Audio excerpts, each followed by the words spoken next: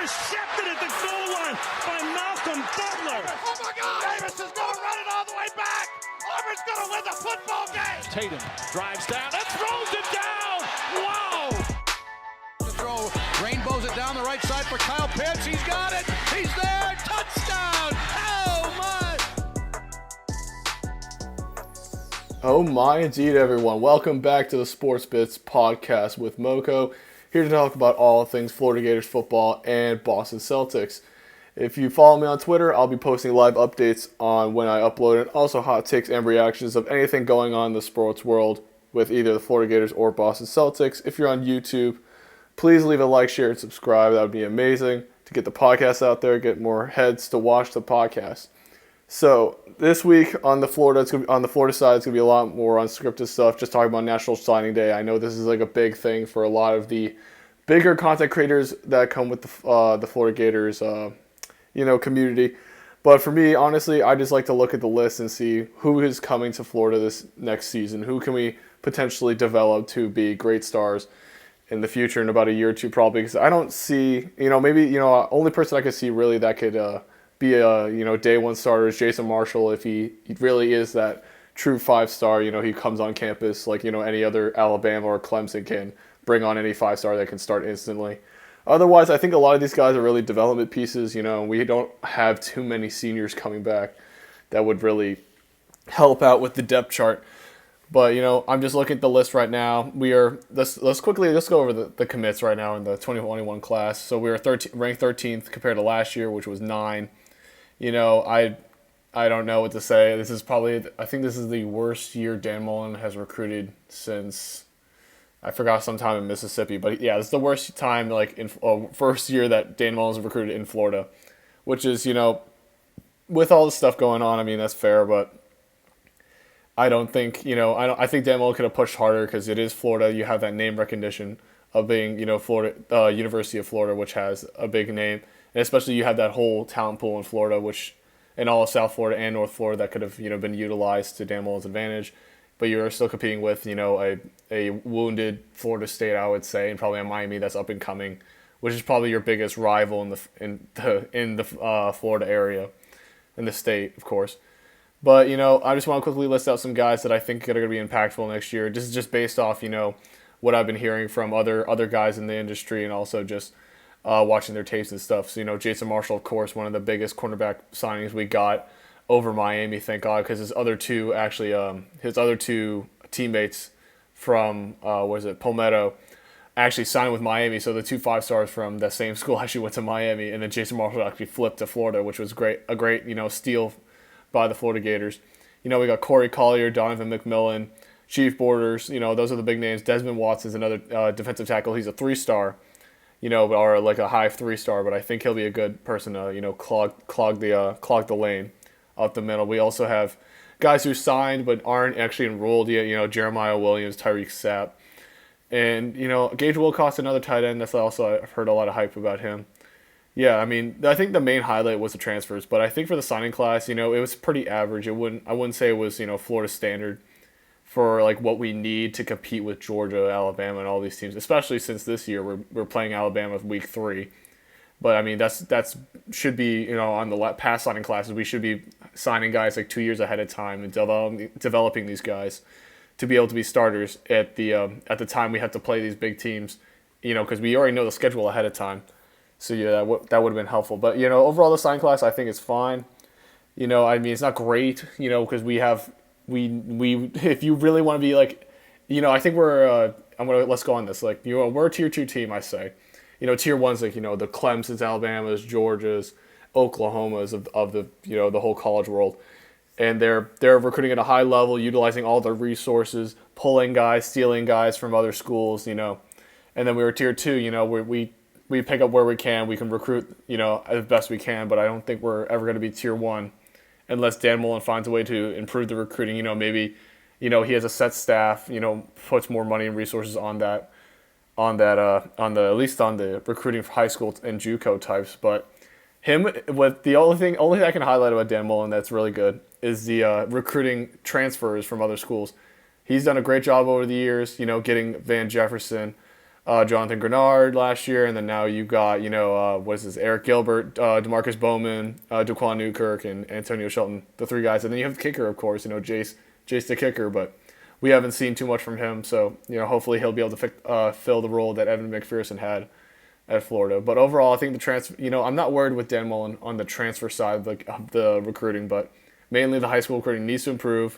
That's why he hired these certain guys like, Jules Montanar or like a Wellesley McGriff, who have been known to be good recruiters.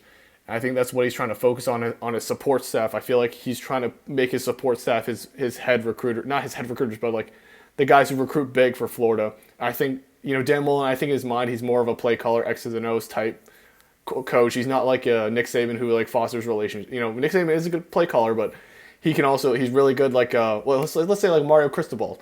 Mario Cristobal is probably I'd say the polar opposite of Dan Mullen. He's a great recruiter. He's not a bad game day coach, but I think he has some improvement there compared to Dan Mullen, who's the complete opposite, who's a great game day coach, game planning, utilizing his talent the best way, but his recruiting is not on par to these tier 1, tier 2 type coaches, because you could say tier 2 you have the Notre Dame coach. Oh my god, I forgot his name.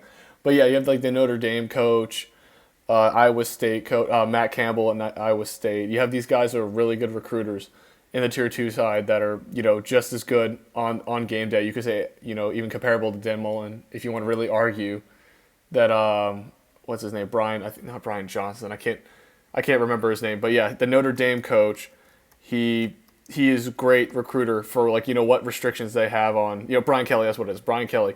He's a great recruiter for what, Notre Dame standard is, because you have to recruit guys that are really good at academics and really good on the football field. So he does a great job with that, and still is able to compete with, Clemson, Alabama, even though we saw last year. But that was Alabama at their, like, peak level, I think. They're one of their best teams. I think on an average year they could probably compete if they really pull the talent in certain years and be able to compete with Alabama. But on the Florida side, we need to get, I think with the, I love the new hires. They're great for recruiting.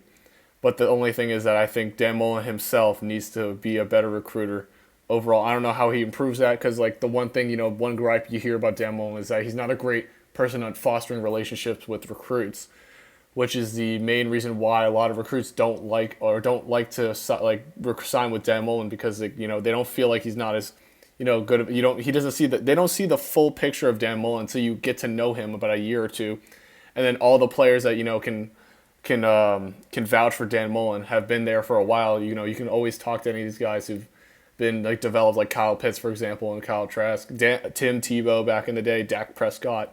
You can talk to these guys and they'll always praise and always vouch for Dan Mullen. But these guys have been with him long enough that they've built that relationship from the ground up that, usually would get started when they recruit him at the start.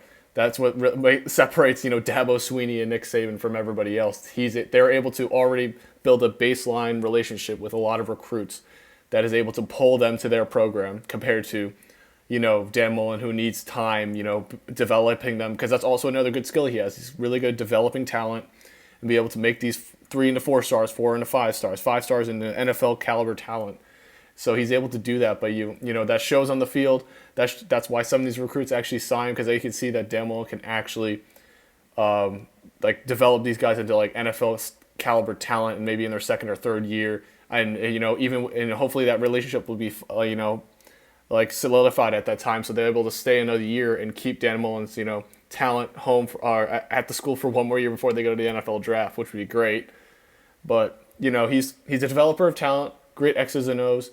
His only negative really is recruiting and maybe his little antics. I think it's a breath of fresh air. Having some funny quirks and stuff that separates him from being like a serious hard type Nick Saban, because Dan Mullen is a player's coach. But sometimes getting down to business is tough for him. I mean, you saw it in 2020. Certain games that he got caught lacking a little bit in the caught slacking a little bit on the LSU, of course, and in the recent games before LSU and Alabama, like he wasn't playing to his full potential. He doesn't have that. I don't think he fully. I think he has this good mentality about playing well every game, but I feel like he could take another step, saying like every game is an Alabama type game. You need to blow these guys out if they're bad, or we need to compete well and show that we are a top tier team. That's the next step Dan Mullen has to take. I think from this year, I would say the next step for him is probably winning the SEC East, and then going to the college football playoff and playing well, or even getting a college football playoff win, would be his next step, because he's already beaten Georgia. So we've seen him do that, even though Georgia was a little depleted that game. But it was fair that he finally was able to outsmart Kirby Smart for one game and also outplay well with Alabama. That was also good, make it to the SEC championship. And since he was able to show those two things, I think that shows that with talent, he's able to play his best game and able to compete with these top 1 teams. Like, I would even put Georgia as a tier 1 team with their recruiting and their decent development. Their development's mad, but they're decent X and O's game planning type quarterback coach Kirby Smart. And that also that all ties back to the recruiting, getting talent to come to Florida, be able to develop those guys and build a fully complete team, a well-rounded team to be able to compete like an Alabama, compete with a Alabama or a Clemson. That's the thing that he's missing. His recruiting is not, I would say, is a little below. As I said, he's a tier 2. I think he's a tier 2 in recruiting. People would say even he's a tier 3. He's a trash recruiter compared to the teams that he has to compete against, which is a fair argument. I'm not going to go against that. Like his resume says so. Like, he's not been the greatest recruiter in recent history, but it's that's what Dan Mullen expects. But also another thing that gripes me about he's recruiting decently. He got 9th place, like he was ranked 9th last year, which is a top 10 recruiting class, which is still good. But the thing is, he doesn't play these guys. He had a lot of veterans last year, which really dug into the minutes that they could have gotten to the young guys and like the young recruits that need time to develop and get that game time experience that a lot of coaches praise on giving them, during blowout games or during games that aren't as important. Like maybe FCS teams, the out of conference games that we missed in 2020, but hopefully which we will have in 2021. I'm going to say that. I don't want to say we hopefully will. I want to say we will have it, because we have, big games, FAU and USF, big out of conference at least. It's the state of Florida. Any state of Florida team, we need to play well against to show that show these recruits in the area saying, like, you should come to Florida, come to compete in the SEC to make your name in the SEC, type deal, instead of going to like a USF and, playing well, as a FCS team or a G5 team. They're okay. I like what USF is doing, hiring Jeff Scott from Clemson. I think that's what his name is, Jeff Scott, the offensive coordinator, and they've done pretty well. But I still think Florida's a better team, and I think Florida needs to show that they're back on top. Miami, recruiting wise, is doing way better, and it's going to be a big thorn in Dan Mullen's side if he has to compete against Miami every year for all the 5 stars that are in Florida, not to mention the commits, the recruits that actually leave the state of Florida to go to play for Alabama, Georgia, North Carolina, because North Carolina is another team that's coming up. North Carolina, LSU, whatever team comes into Florida and tries to poach their talent. I think, I'm a big fan of UNC because I'm a big UNC basketball guy. I was following a lot what Mac Brown does, and I would hope to think that Florida could do something similar, is that putting the wall around the state. So UNC put a wall around the state and trying to recruit all the North Carolina guys to come to either UNC or hopefully, stay in state and maybe transfer later. I don't know, because there's still NC State, there's still App State, Wake Forest that are still respectable programs that aren't complete trash. But I think the best team, of course, is UNC now. And then Mac Brown's trying to show that if you stay in state, you can still come to compete for, ACC championships or even the playoffs now, because we have Sam Howell, we have these good quarterbacks, a good whole team that can compete against, a Clemson type. I think Dan Mullen needs to do that. I would say put a wall around and only have to compete with Florida State or Miami. That would be amazing if we only had to compete against those 2 teams for all the Florida talent.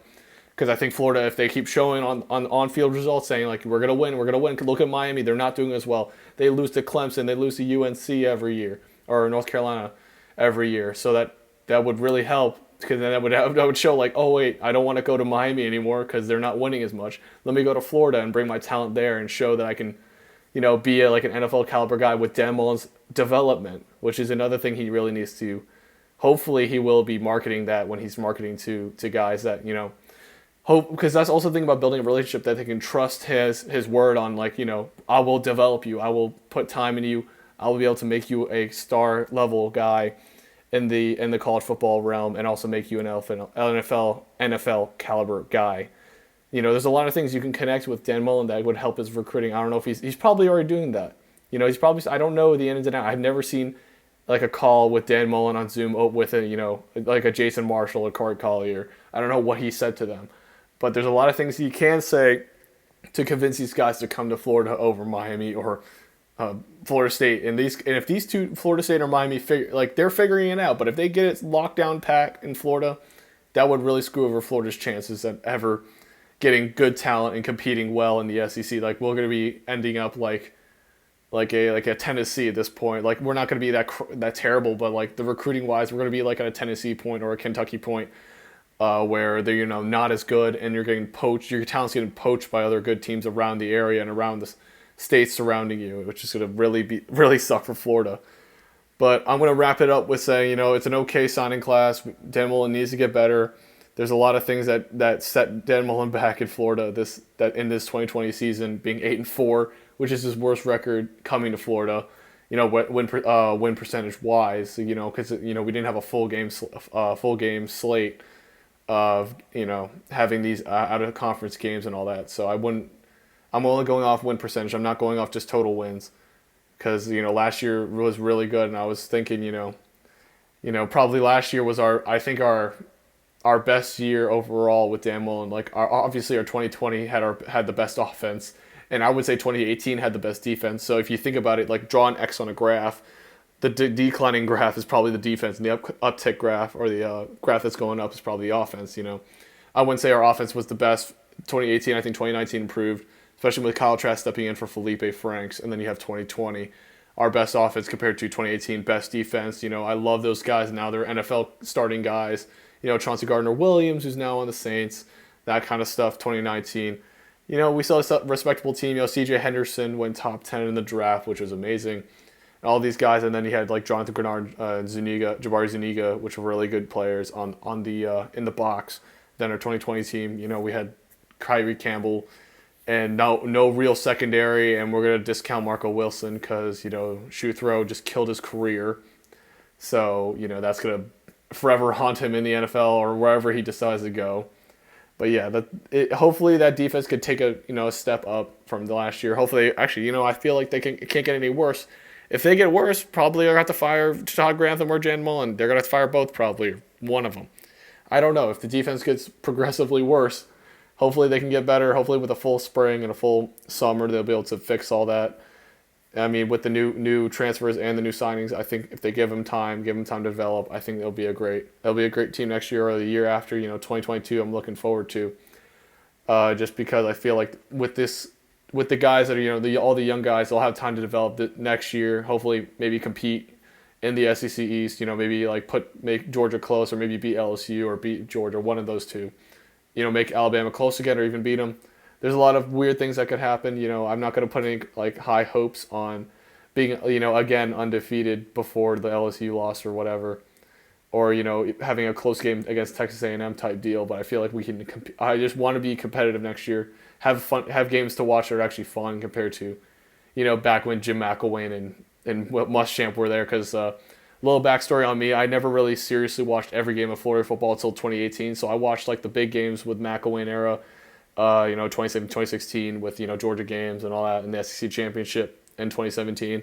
I never really watched it seriously until 2018 when Dan Mullen came. So I've only truly been dedicated, and I watched every game since Dan Mullen has been here. So I've only seen all the good and bad with Dan Mullen. I've never seen the stuff past that. I wish I probably should study more of the Will Muschamp era and probably the McElwain and see what. Why we're so good now compared to those days. But, besides the point, I'm going on a little tangent. But overall, I'm fine with the signing class. It's not great.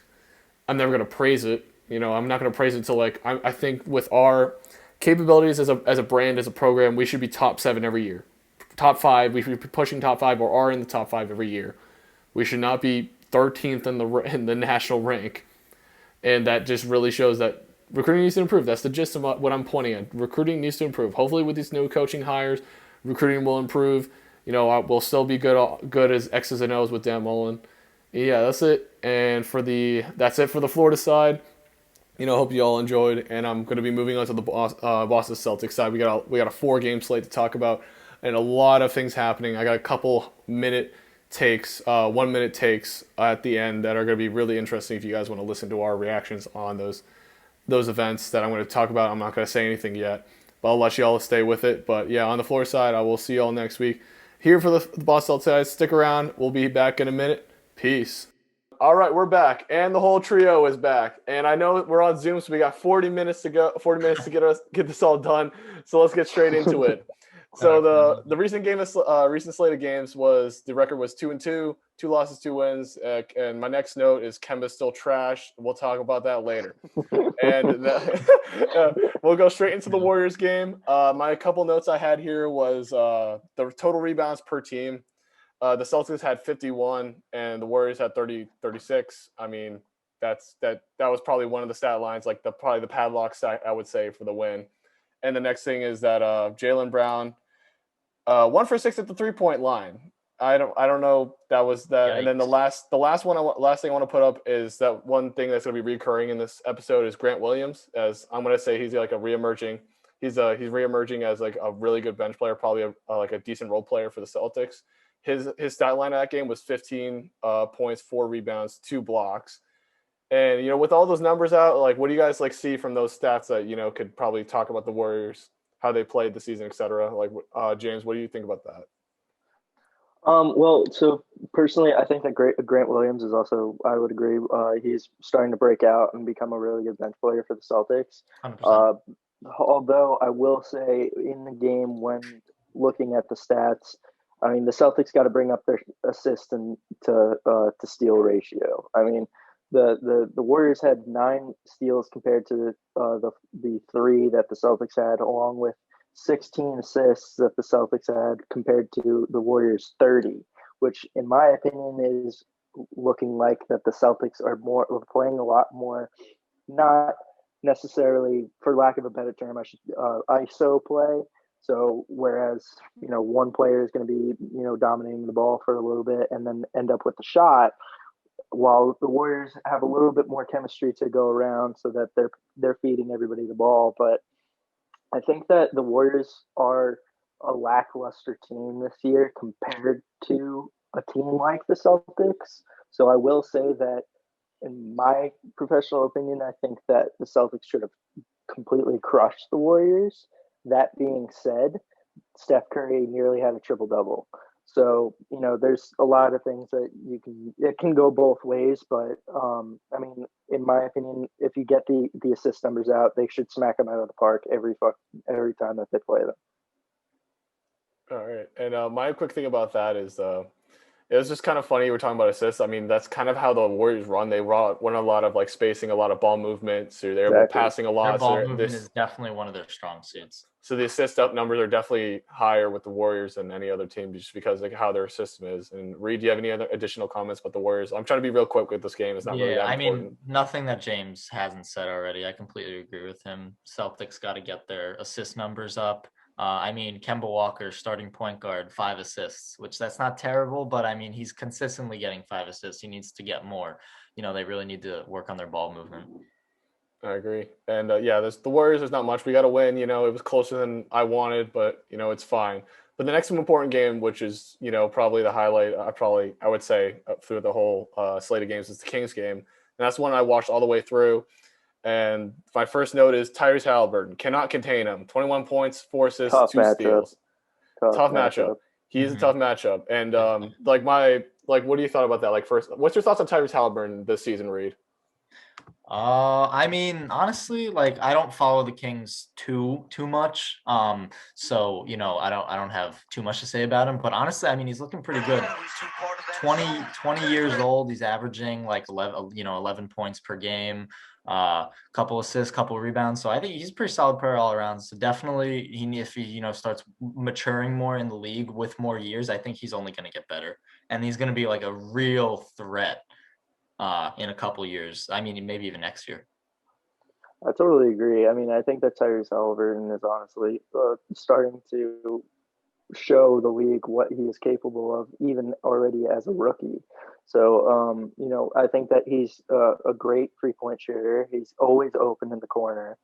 And I mean, he's helping out this Kings team a lot. I mean, the fact that Buddy Hield and De'Aaron Fox are their two star players, having that third option is always a good way to facilitate the team more. And they're looking like they might make the playoffs this year.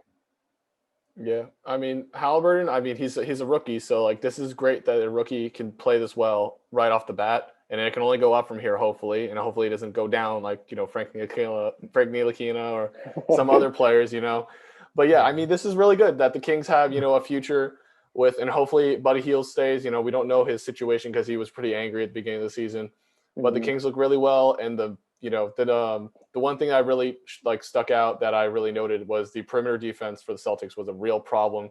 Because think about it, because it's De'Aaron Fox, Buddy Hield, and Tyrese Halliburton, and you have what's his name, Harrison Barnes. Those guys aren't really like super star worried. I mean, I feel like De'Aaron Fox De'Aaron Fox is an all-star. I feel like that's in my mind, but I feel like our perimeter defense needs to get better. I mean, the Warriors game showed that. This game showed that. And my note was, is Smart the reason why our perimeter defense has not been as good, not having that leader at the perimeter on defense? James.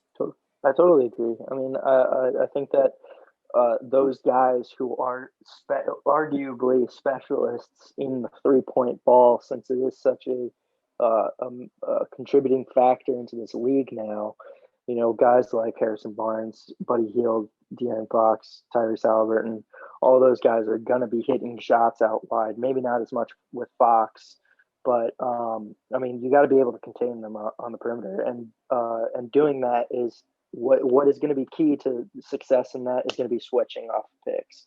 Because if you switch on the perimeter, there's no way that they're going to be able to go inside, and that restricts their capability of making a shot and from further out when everybody's switching on the perimeter, since there'll be more contested shots. Reed, do you have anything to add to that? Yeah, for sure. I mean, definitely Marcus Smart is an issue, the fact that he's not there. And I mean, he's a pretty small guy, so definitely perimeter obviously defense is a strong suit, but he's a small guy, so perimeter defense is definitely where he shines. So they definitely, once they get him back, they'll have better perimeter defense. But I think that I mean, the perimeter defense was definitely a problem, but when you look at the stat line, I mean, you got the Kings still shot 35% from 3. So I feel like definitely the long ball is definitely a factor there. But I mean, I didn't watch the game, so I can't really see. I'm just looking at the stats right now, so that's all I can really go off of. But to me, it didn't seem like the long ball was really the issue. I think at least since I watched it, it looked like the threes hit when it mattered most. It didn't. They weren't just banging consistent threes. Like the Warriors. They just hit it when they need to. They play good inside offense. And that's kind of how it was. And the main reason I'm bringing this up is because if we had to face somebody in the West, example, even the Blazers, Spurs are a really good perimeter team now, surprisingly, for, what you hear the names like DeMar DeRozan, he's not a great perimeter guy, but he's been doing pretty well. Of course, you have the Clippers and the Jazz this year, which we're going to talk about later, has all their starters minus Gobert have a field goal percent or a 3-point percentage above 40%. All their guys are shooting about 40% from 3. So that's the one thing that if we ever have to face them in the finals, if we ever make it there, my hopes aren't high, but if we make it there, we need to deal with the perimeter guys in the West as well as the East. The East is not as much just because the Bucks are mainly an interior guy, like they have Drew Holiday and stuff, but they're not big. Sixers, they have Ben Simmons, Joel Embiid, not really big perimeter guys. That's why they have Seth Curry there. Nets are going to be a problem. Pacers, I feel even are going to be a problem. So, that's the thing. I'm hoping that our defense is going to pick up, even though it's funny enough, I actually looked at the number. I always bring up defensive rating. So currently the defensive rating for the Celtics is 12. We went from 19 to 12, which is a great sign that we're improving on defense. Yeah, I think that's the addition with Grant Williams, Robert Williams, Peyton Pritchard on the perimeter. I feel like those are the guys that are really, picking up their defense throughout the season. So yeah, I mean, that's the main thing about just the defense. I mean, we can continue that with the Clippers talk. We won against the Clippers, thank God. But I'm going to actually probably trash the defense now. Actually, funny enough, the one thing I noted was 6 of the opposing players, which is the Clippers, had double-digit points, including 3 of their guys on the bench, including Lou Williams, which I don't think he's as good as he used to be, but he had 18 points that night. And yeah, I mean, like, what are your thoughts on the Clippers overall during this game or during the season, James? Um, I think that the Clippers are consistently going to be a threat because of guys like Kawhi Leonard and Paul George, even though Paul George is out right now. But we know and we've seen Kawhi Leonard lead a team to the finals and win a championship. So I would never count them out. And having those guys be able to put up those numbers. I mean, even Nick Batum had a decent game. Like those guys that you wouldn't expect to do well are you kind of have to go into that matchup expecting that they will do well and be able to outplay them, which is what the Celtics did that game. And I think that they did a great job doing it. Looking at the stats, the only complaint that I would probably have with the Celtics is that they just didn't grab a lot of rebounds comparatively to the Clippers when it was 34 the Celtics had in total rebounds, and the Clippers had 47. So if they want to be able to be, a team like a powerhouse like the Clippers, they're gonna have to bring up those board numbers, and I think that other than that, I mean they did pretty well. They shot decent. They made most of their free throws. Their three-point percentage was solid, 42%.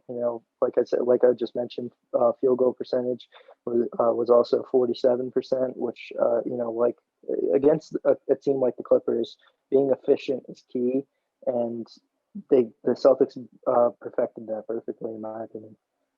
Yeah, I completely agree with you on the efficiency thing because I mean, you got Kawhi Leonard, Paul George, like Zubats. They got guys who can definitely grab the boards, so you definitely got to be knocking down your shots, and that's exactly what they did. I think this was a game that we all watched together. It was pretty wild finish from what I remember. But one thing, just looking at the stat line real quick, you see Zubats goes 7 for 7. So I think that could be a sign of paint defense being an issue. When you get to teams who are going to be bigger in the paint, like the Sixers, Embiid and Simmons, they're a lot bigger in the paint. They're a lot more dominant. So I think that, the Celtics definitely need to work on just various aspects of their defense. And of course, Marcus Smart is still out. So obviously he's the defensive leader of that team. So once he comes back, I'm sure that it'll be fixed. But with that being said, I still think that those issues need to be addressed sooner rather than later. Because once y'all get to the playoffs, it's gonna be a tough time. Yeah, we did actually, funny enough, bring up the interior defense when we talked about the Sixers game, and it's always funny just seeing these stat lines every so often. These big men getting going off during these games like Zubac. Even a guy like Zubac who's like, you think like he's serviceable starter, like he's not like a super all-star type not guy. a superstar by any means, not even a regular star. I mean, 7 for 7. I just brought it up just because he went perfect. Yeah. And it's funny enough that Serge Ibaka is their starter, and he was not doing as well as Zubac, and it's just kind of funny seeing that dynamic at the Clippers. James, did you have something to say? I will say it every week until he gets more minutes. Robert Williams is the key to the Celtics defense in the paint. He will obviously not be, he's not a world beater, but like he is a much better defender than Tice and a much better offensive and defensive player than Tristan Thompson, although he lacks in somewhat with a little bit of rebounds because Tristan Thompson obviously specializes in that. But if Brad Stevens can work out how to make their minutes work and how they can get the rotation in correctly, then this team could possibly be unbeatable. I mean that is fair. No, I think Robert Williams is definitely the key to the paint defense, the interior defense, because like I said before, Marcus Smart is more of a perimeter defensive guy. He's a little bit smaller. So definitely if Robert Williams can step up, they're going to be a tough team to score on. Yeah, I mean, I'm actually going to transition to the Phoenix game. talking about Robert Williams and stuff. I'm also going to talk about Peyton Pritchard because his first game back was actually versus the Clippers, and he did really well that night for like his first game back, of course. So he's not going to be like, like perfect, but he had 8 points. He was 2 from 3 at the 3-point line, 2 assists for 20 minutes during the game. So I mean that's pretty good. I'm going to talk about him a little bit more on the Phoenix game, but on the Phoenix game side, I mean he went off. He had 12 points, 5 rebounds, 1 assist. That's pretty good for him on the bench, getting a little bit more minutes. And I'm always going to preach Peyton Pritchard. James is always going to preach Robert Williams. So that's fair. And Robert Williams, he didn't do too bad. He was more an offensive guy that night during the Suns game. He wasn't really that good on defense. I think Robert Williams was more of an offensive guy. Yeah, and it was funny because I was watching. What is it? The guy that went 0 for 1 from the field was the offensive weapon that night. He had 10 points. Or no, actually, I'm reading that wrong. Never mind. He had 10 minutes. I was reading Jeff Teague's numbers. Oh my god! He had 10 minutes, kid. No, it's funny enough because I was reading Jeff Teague. I was like, wait, Rob Williams got 10 points that night. Robert Williams had 1 point that night. No, yeah, I read that wrong. Jeff Teague did all right, but yeah, I was looking at Robert Williams. Never mind. But the point being that just defensively, it looks like this past few games when I was looking at the stats, Tristan Thompson, like just also watching him too. Tristan Thompson has stepped up as a defensive guy. Like he's been getting like huge amounts of points here and there. Like he gets 20 and then he gets 0 a night. Like he goes up and down. But I feel like when he steps up, he's able to be a good defensive center. And along with Robert Williams, if we ever have to put like a double team on like Joel, I think those two guys could really be our solution at on the interior defense. Like Reed or James, what do you think about that? Like that duo in the interior? I totally agree. I think that if you play them together, then the efficiency in the paint will be so much higher, and you'll be able to get those guys that you need to be able to block those shots. I mean, you can't have. I mean, as much as a slightly guard-heavy NBA that we live in today, the center position is still dominant in my opinion, and not having guys who can be down low and shot block, you need them to be able to be there, and putting Tristan Thompson and Robert Williams, I think, would be a perfect idea to have as a solution. Yeah, I completely agree. I mean, they're both big guys. So, and like I said, I think I said it like 3 times now already that Celtics, I think they need to work on the interior defense. And I think that Tristan Thompson and Robert Williams working together can definitely be the solution to that.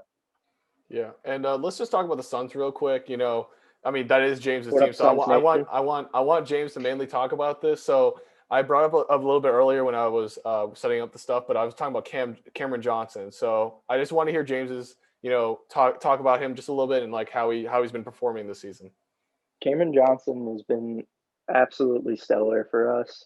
I mean, he hasn't been like amazing, but like as a sophomore in the league, like this is a big step up from last year, and it adds a lot to, it takes a lot of the weight off of guys like, DeAndre Ayton and Booker and Mikal Bridges, who is also having a breakout season. And, his Cam Johnson's shooting percentages from 3 are great. His field goal percentage is getting a lot more efficient, and he's not taking as many useless shots that we don't need. He's facilitating down low, getting a couple assists in there, here and there, doing well on rebounding. Overall, I have only positive things to say about Cam Johnson, and I'm glad that we drafted him when we did. Yeah, Reed, I'm gonna go to you in a second, but I just want to talk. I want Reed. I want you to talk about, like that mainly the Chris Paul pickup for the Suns, and also, the overall. I mean, did you watch the? Absolutely love the Chris Paul pickup for the Suns. Absolutely, I'm a big fan of Chris Paul just in general, but I think that bringing Chris Paul in to work with Devin Booker was one of the best decisions that they possibly could have made. I know, James, you're making faces, but yes, I mean, seriously, man, like really, I mean, Chris Paul traditionally is more of a facilitator. Obviously, he puts up points. He got 15 points that night, but traditionally he's more of a facilitator. But actually, not even that night. I mean, Devin Booker had 11 assists. Chris Paul only had 2. However, traditionally, Chris Paul is more of a facilitator. So yeah, I think that bringing that in with a guy who is, primarily a scorer in Devin Booker, was just basketball genius in my opinion. Okay, I'm just gonna say this for the game versus the Celtics versus Suns. I'm going on the Kemba still trash. He went for 4 for 20 at the interior, and then the 3-point line he went 4 for 11. He took 31 shots. Why? Why did he do that? I think that was the reason why we lost. First of all, Probably. I swear, Definitely a big this is reason. also going to transition. I'm just going to say last little few thoughts with the Suns. Like it was a low scoring game. It was a great effort, but really, goddamn, Kemba. And I'm going to talk about this right now with James real quick because he brought this up to me about a Kemba trade, potential Kemba trade rumored that it's so okay. the trade is going to be Kemba Walker, Daniel Tice for Zach LaVine. I think that's what the full details you told me. Yeah. Really? And yeah, Really? Yes. So it was very interesting. Yeah, that surprises me actually. I really did not think that Chicago. Well, also, first off, I thought Zach said he didn't even want out of Chicago. He might not. he might I not. thought I read something that said he did not want out of Chicago, but I could be wrong about that. However, I feel like Kemba Walker and Daniel Tice does not add up to Zach LaVine. I don't know if that's just me, but I feel like that does not make a whole lot of sense. I mean, again, it is just a rumor. So, I mean, we Mhm. don't know anything that's confirmed yet, but Right. they also might have thrown like a second round pick in there. But Mhm. I mean, personally, I think that Levine would be a relatively smart choice for the Celtics to pick up. Kodo has a different opinion on that, which we will talk about in a hot minute. But I think that Zach LaVine as a third or second option, depending on how the Celtics decide to use him, if they do trade for him, hypothetically, if they did, I think that he would be a really good option for them. He can facilitate a lot better than Kemba, in my opinion. Less of a scorer, but also still apparent on the court with scoring. And clearly, based off of this season, Zach LaVine is 10 times more efficient than Kemba Walker because Kemba Walker couldn't hit, he couldn't hit water if he fell out of the boat. So, I Seriously. mean, like, honestly, for me, that seems like a go-to trade. But Makoto, what's your 2 cents on that? So this is we're not gonna refute this because we have 5 minutes, but my thought is going to the Pelicans and trading for Lonzo Ball, who's a great defender, facilitator, playmaker. That's all we need for this, and he's lengthy, so he can guard like three positions. I think he can guard 1 through 3. That's my thought on it. We can go more detail probably next week if this actually becomes more like apparent that Kemba's potentially getting traded for the deadline. But I want to, before we end, because we are running out of time, I want to do our 1 minute take real quick, and this one is going to be very important considering that this relates to my MVP choice. James, are the Mavericks in trouble? Yes, I do think that they're in trouble, and I think that the reason why I think that they're in trouble is because the connectivity is there. It isn't there. The play style is there, but the chemistry and the connectivity with every teammate is not there. Every player seems like that they're playing very individually, and for them to make the playoffs, they need to work as a team, and I don't see that right now. Yeah, I mean, Luca, they're just not. It's like, I mean, I've seen them play a couple times, but I really mainly just look at the stats. But they seem like they're just not working well together at all. And I mean, they've had a couple good three ball shooting nights, but for the most part, they haven't really been shooting that well from three. Porzingis really is not doing what he needs to do for the Mavs, being being the 1-2 combo that they needed with Luca and Porzingis. I don't think that he's stepping up. And also, I don't think that Luca is made a big enough improvement from last year to really warrant the MVP. I mean, obviously he's in the MVP conversation. It's Luka Doncic, but I don't think his numbers improved enough Yeah, I mean so that's far. So far. yeah, that's because I'm still holding hope that Luca can pull through later in the I mean, season, same. but I would love to see him win the MVP. yeah. So like my thing on that is that I've been closely following this a little bit just because I want like low key Mavs to be in the playoffs. Like the one thing I think that's hurting them a lot is injuries. Like they have every player, I think like 5 or 6 of their players have been injured at least once throughout the season.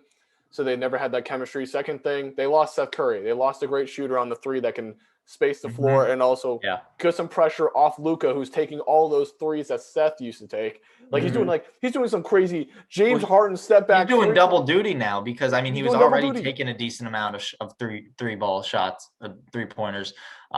When Seth Curry was there, and now that he's gone, he basically needs to shoot for two people. And the thing is, he's not even taking clear open, set your feet threes. He's just doing some crazy contested dribble move threes. I'm like, what are you doing, Luka? This is not your play style, at least from what I've seen last year. And I mean, that's probably why he's not playing as well, because he's turning into a similar to a James Harden play style, which is I don't think fits Luka's play style personally. And not to mention, it doesn't help that Porzingis is not taking some pressure off of him. So I mean, that's how I see it. I mean, hopefully they can figure it out and they can get healthy. I wish Tim Hardaway's still decent. I don't know what's going on with that. But yeah, I mean, overall, I mean, hopefully they can figure it out. I mean, I still have hope that Luka can be the MVP. But for right now, it doesn't look like it. I might have to change my opinion later because I can do that. And also, Luka's looking like trash, so I might as well have to change it. It's looking grim for him, unfortunately. It's looking grim. But yeah, that's really it. I mean, for the show, I mean, we're starting to run out of time. So, I mean, do you guys have any last comments in the last minute or so before we? I would like to bring up something. I, as a Nets fan, am pissed that Kevin Durant is still out. And also for him being on my fantasy team, I am pissed that he's still out. I think it's ridiculous that they're not letting him play. All right. Nash said he took 90 COVID tests or something like that. I don't know exactly how many he's taken, obviously, but I think it's ridiculous. Get that man on the court. James, you got anything left? We got 30 seconds left. Any last things? No, that's pretty much it. I said everything I need to. All right, that'll be it. Hopefully sooner or later we can get rid of this stupid 40-minute crap. But, for now, I'll see y'all next week. We got a lot of stuff to talk about next week, especially since the Jazz are playing the Celtics tonight. So I want to talk about that a lot next week. Yes, sir. And that's it for the podcast. I'll see y'all next week. Peace.